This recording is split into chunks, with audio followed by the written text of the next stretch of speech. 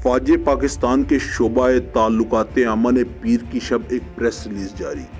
Press release میں کہا گیا ہے کہ پاکستان تحریک انصاف کے چیئرمین عمران خان نے ایک حاضر سروس فوجی آفیسر کے خلاف انتہائی نامناسب اور بے بنیاد الزامات بغیر کسی ثبوت کے لگائے ہیں۔ ISPR کا جاری کردہ بیان میں کہنا تھا کہ من گھڑت اور بدنیتی پر مبنی الزامات نہایت افسوسناک اور ناقابل قبول ہیں۔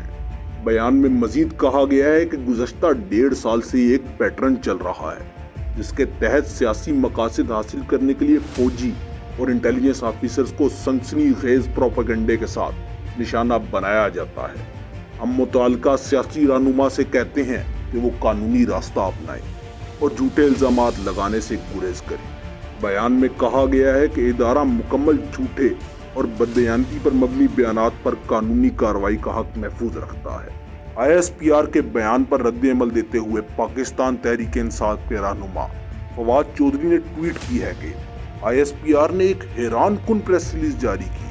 اگر عمران خان سمجھتے ہیں کہ ان پر قاتلانہ حملے میں کوئی آفیسر ملوث ہے تو آزادانہ اور شفاف تحقیقات کے ذریعے ان کو مطمئن کیا جانا چاہیے کہ ایسا نہیں ہے، لیکن الزام کی تحقیقات سے انکار اور ایسی پریس ریلیز سے آپ بتا رہے ہیں کہ پاکستان میں آپ قانون سے بالا تر ہیں۔ ایسے رویے سے قومیں تباہ ہو جاتی ہیں۔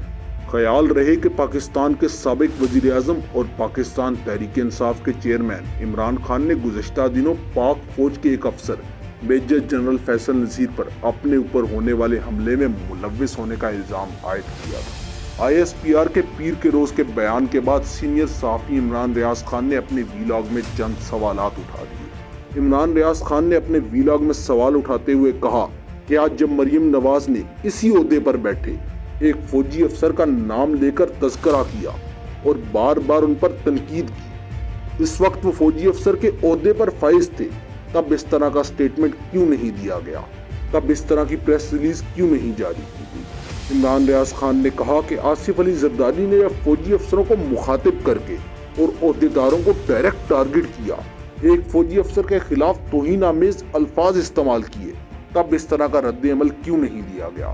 ایک بار آصف علی زرداری پاکستان کی اینٹ سے اینٹ بجا کر بھاگ گئے تھے، تب بھی ایسا کوئی سٹیٹمنٹ یا پریس ریلیز نہیں جاری کی گئی۔ عمران ریاض خان نے اپنے ویلاگ میں کہا کہ نواز شریف کی باری تھوڑا سا رد عمل دیا گیا تھا، لیکن تب بھی ان کے بندوں کو نہیں مارا گیا، ان کے لوگوں کو اٹھایا نہیں گیا، ان کے گھروں کا دروازہ نہیں توڑا گیا۔